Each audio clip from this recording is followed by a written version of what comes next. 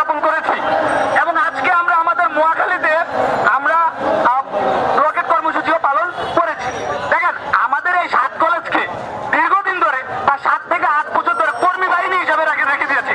ছাত্রলীগ আমলে এই ছাত্রলীগ আমাদেরকে মারার জন্য 3 বাস কর্মী পাঠিয়েছে। এই 7 কলেজের শিক্ষার্থীদেরকে সবসময় অবহেলার চোখে রেখেছে। এই 7 কলেজের শিক্ষার্থীদেরকে পিয়ন বানিয়ে রেখেছে। তাই আমরা জানিয়ে দিতে চাই সরকারকে, আমরা আর পিয়ন হতে চাই না, আমরা আর কর্মী বাহিনী হতে চাই না।